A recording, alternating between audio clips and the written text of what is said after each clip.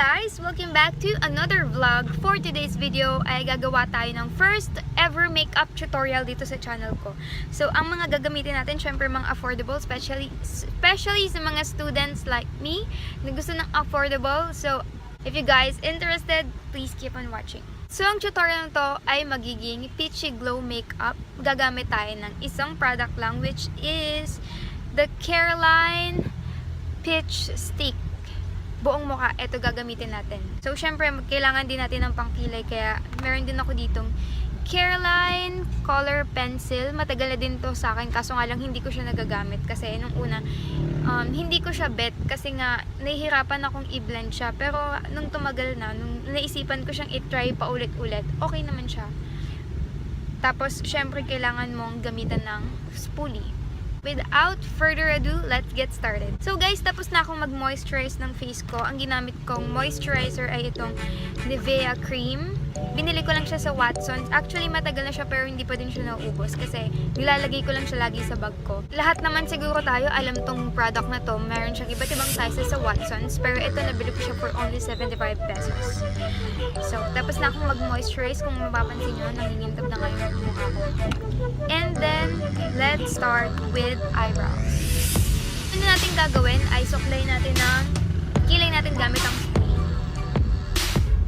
Ayan, we are done with the eyebrows. So, kung gusto nyo makita kung paano ko ginawa yan, comment down below kung gusto nyo gumawa ako ng separate video. Next product na gagamitin ko ay itong Careline Peach Stick. Mabibili mo siya sa kahit saan, sa Pure Gold, sa SM, supermarket, department store, kahit saan naman makakakita ka ng Careline. So, uunahin natin ay yung cheeks. By the way, gagamitin ko dito kamay pang mix.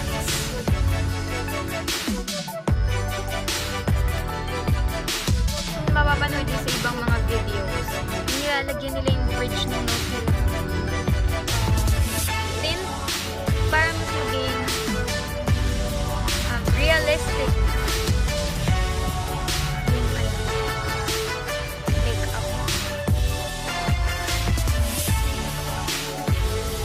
Done with the cheeks, huwag natin kakalimutan yung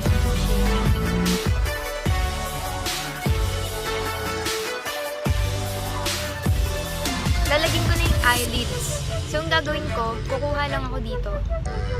Tapos, tsaka ako itatap sa eyelids ko.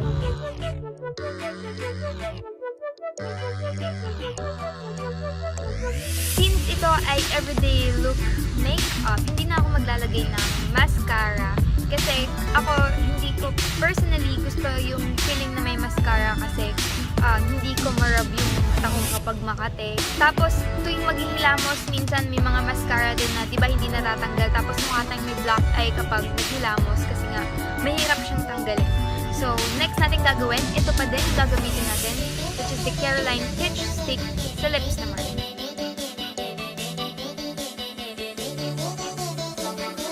Lastly, maglalagay tayo ng powder. Ito naman yung powder na lagi natin makita. And very convenient kahit ano pwede mo makita. Ito ay Johnson's Baby Powder.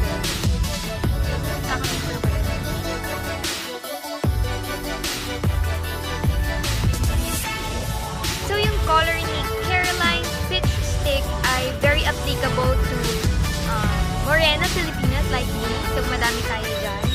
Marirecommend ko sa inyo to kasi affordable na and pwede mo na siyang gamitin all over your face. So this is our final look.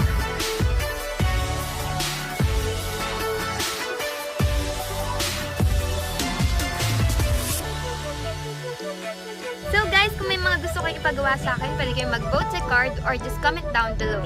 That's it for today's video. Don't forget to like and subscribe and click the bell button for to be notified of my next videos. Bye!